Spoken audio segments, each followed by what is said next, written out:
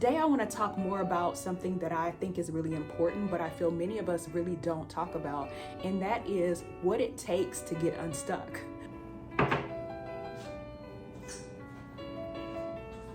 So letting go of who we used to be can feel like grief.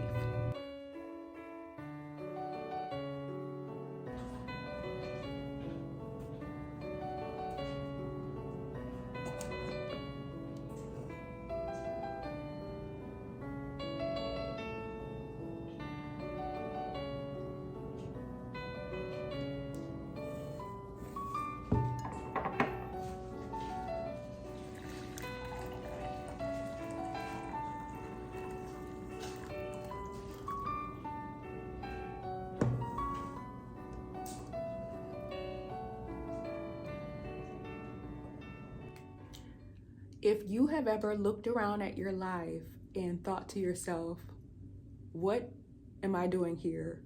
How did I end up here? This video is for you. It may be that you're beginning to feel stuck, and you're probably starting to sense this restlessness within you and starting to know in your heart, in your soul, and in your spirit that something is going to have to change. And so that's what I want to talk about today. And I want to share with you some of the kind of like tools or keys that I have that have helped me when I felt stuck. And this video in particular is part of a series that I've been doing. I shared in the last couple of videos some of my failures, the lessons that I learned, some lessons about my healing journey. So if you have not watched those videos, I'll link them below because I think that they're really key and really helpful. But today I want to talk more about something that I think is really important, but I feel many of us really don't talk about, and that is what it takes to get unstuck. What does it really take and what does it feel like? And so I am going to be looking down here at my notes. As you all know, if you've watched my videos, you know that I'm always going to have some notes to keep me on track. So y'all don't click away. So getting unstuck, I believe, is really not about hustling. It's not necessarily about, going out and getting another retreat, although sometimes, that can help. That can help us feel more balanced and aligned. But I think it's more about really coming into realignment. So being stuck really doesn't mean that you're lazy or that something is wrong, but it often means that you have outgrown something, that something inside of you is ready for a change. And that's really not bad. That's not something wrong. You know what I mean? Like if you're starting to sense inside that you're ready for change, it's your body letting you know that you've grown, that it's maybe time to move on or move forward. Now, you might even be feeling comfortable, right? And you may be telling yourself, why am I starting to feel this internal discomfort when everything is going the way it's supposed to be going?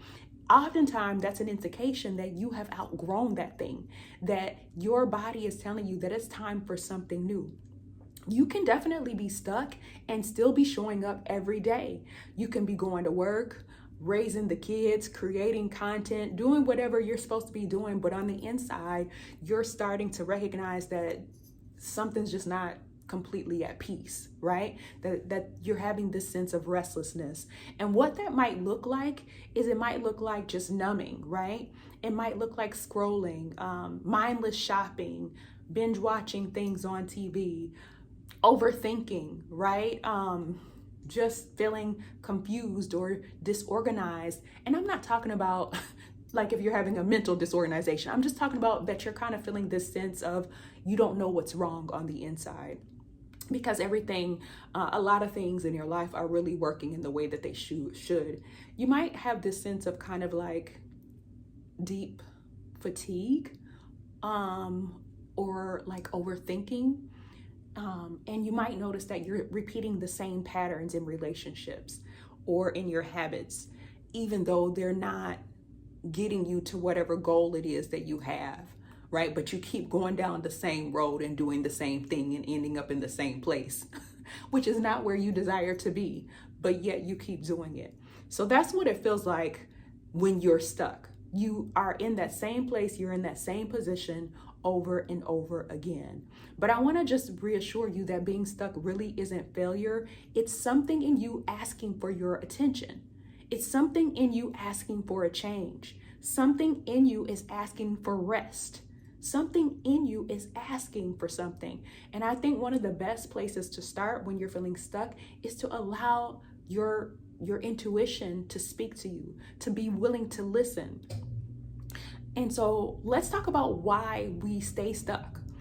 Number one is the fear of change. We oftentimes stay stuck in one place, and like I mentioned earlier, we keep repeating the same pattern or going down that same road because it's familiar. And because we are afraid to take the road that we haven't taken before. We're a little more comfortable with the things we've experienced before, even if that discomfort, you know what I mean? Because that discomfort is actually familiar. You know what I mean? And so we may complain about the situation, but at least it's familiar. And so we keep repeating that situation. We keep repeating that pattern.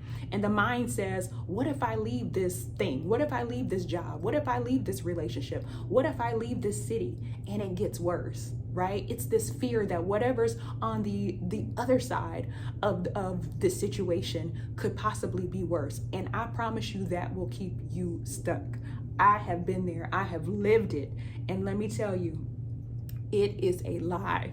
It is a lie. So don't believe that. Whatever it is, if it's a fear that's keeping you from changing and moving on to that next thing in your life, I can't make promises, but I want to tell you that oftentimes your fear will try to keep you in one place, and it will lie to you and have you believing that even though you're uncomfortable, you're unhappy, you're not content, it will have you staying in that situation, in that discomfort, because you're fearing the change or whatever that thing is that's on the other side of this thing that you're dealing with. Number two, we stay stuck because of our identity. Sometimes we're not stuck, but we're holding on to a version of ourselves that no longer fits.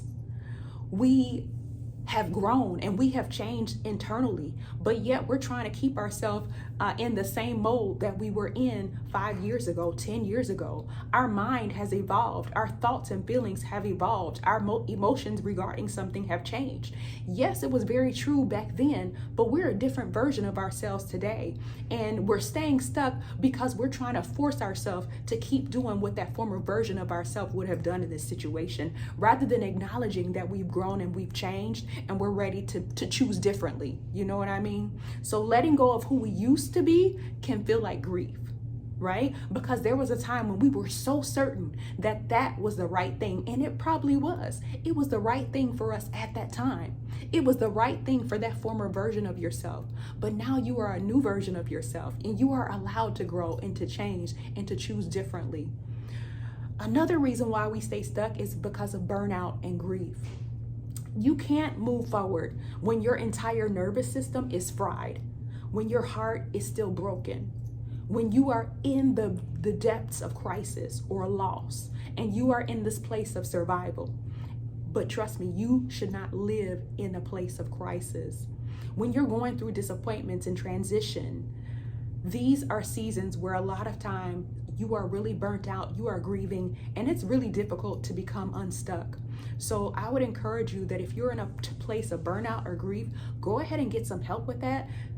Get that taken care of, whether it's through therapy, support, community, whatever resources that you have, because typically after that, you're able to move on and get yourself from being stuck. But everything tends to slow down when you're going through a season of grief. And that's not dysfunction, it's just a part of the way that it goes. But I don't want you to live in grief, right?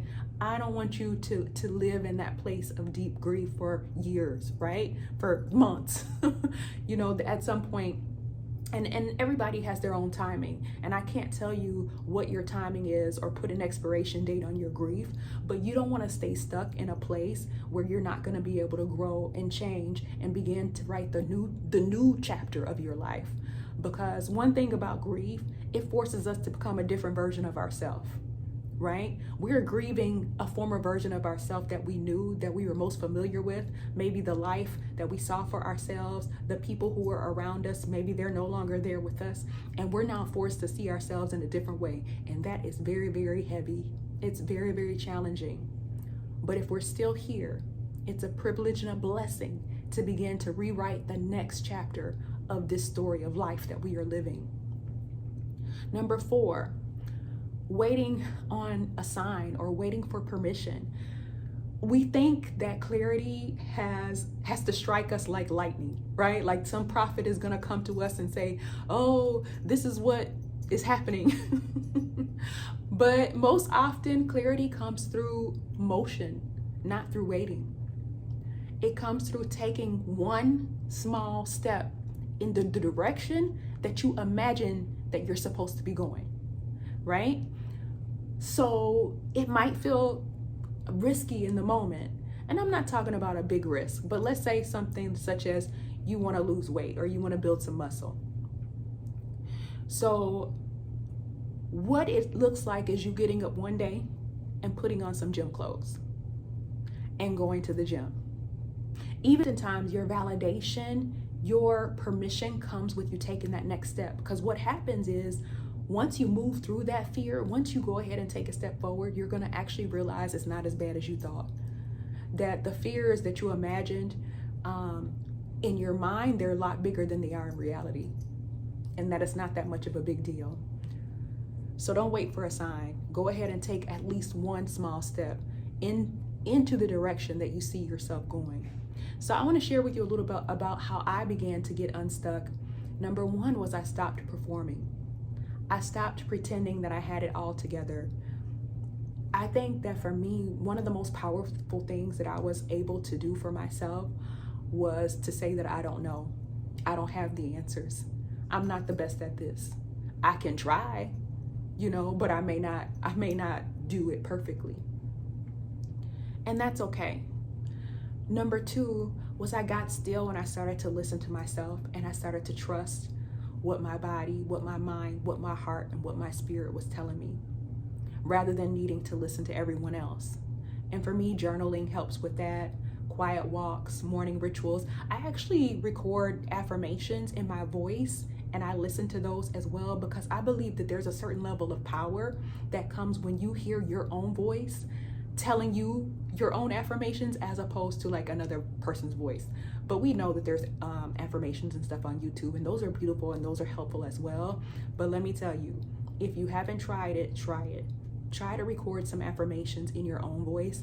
And if you're in a place where you're feeling stuck, go ahead and play that to yourself. It's a blessing. Number three, I let myself feel the disappointment. I named the grief, the dreams, whatever didn't happen, whatever energy I didn't get back from what I had invested in someone, something, some activity, some project, the cost of taking care of everyone but not myself. I named it, right? I looked it dead in the face and said, this is what I did. This is what I invested. I gave away 20 years of my life, 5 years of my energy. I gave away free labor for 10 years doing this thing.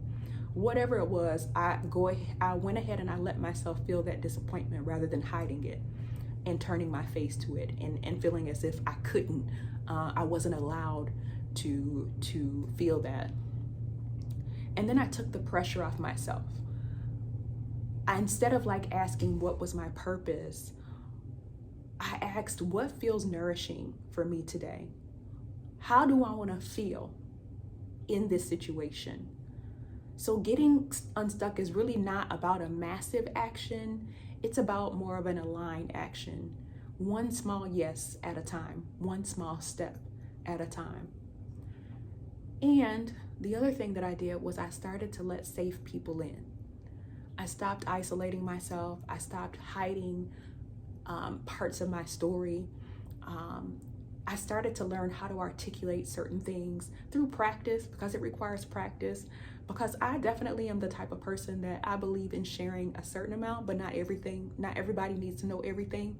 But sometimes it requires practice articulating how you want to say something in the ways that you want to communicate them without feeling like you're going to overshare. And I can tell you that that requires practice. And that is something that I have been practicing over the last few years. Because if you haven't talked about things, or you didn't really have a vocabulary, or you really didn't have the knowledge when you were going through something and you're starting to get that, but you want to practice ways to speak of these things in a way where you don't feel like you're losing your power and you're losing your strength and you're losing bits of you in the process of sharing. I hope that makes sense. But those of you who've been through something, I know that you know what I mean, because there's times when you can share some information, and at the end of whatever you shared, you feel like a smaller version of yourself. That is not what you want. You want to be able to share, and at the end of whatever it is you shared, you want to feel more empowered. You still want to feel like the whole version of yourself. You don't want to feel like you've drained or given away aspects of yourself that you didn't desire to. And so finally, I want to just give you a little bit of a roadmap to begin again.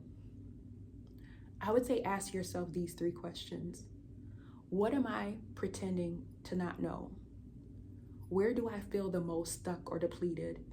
And what's the one small step that I can take that feels kind and not forceful? And try some practical small steps, like take a weekend offline, clean out a drawer, journal once or twice a week. Sometimes for me, journal used to feel overwhelming because I thought it was something you had to do every day. I do it like sometimes like once a month, once a week, twice a week, not every day, and you don't have to. Write a letter to your future self. I kind of like doing that once a month. I think if you guys are interested, I can share some of my kind of ways that I do that, but it's so beautiful to look back on the letters that you write to your future self, even if it's 1 month at a time, the dreams that you have for yourself, the visions that you have for yourself. So that way, when you're having moments of self-doubt, you can read that letter and it really strengthens and encourages you. So I just want you to know that your stuck season doesn't define you. It's simply where you are today, and it's not who you are forever. So in the comments, let me know where you're feeling stuck and if you've started to shift and what has helped you. And I just want to thank you all for all of the beautiful comments that I've been getting on my last few videos. Thank you all for your support. Thank you for giving me thumbs up. Give me a thumbs up, drop a comment, share this video with someone that you know. And I just want you to know that this community is a safe space for women who are healing, that we are here shifting, we are writing our stories, we are starting new chapters, resetting our lives. And yeah, welcome if you are new here. Till next time, bye.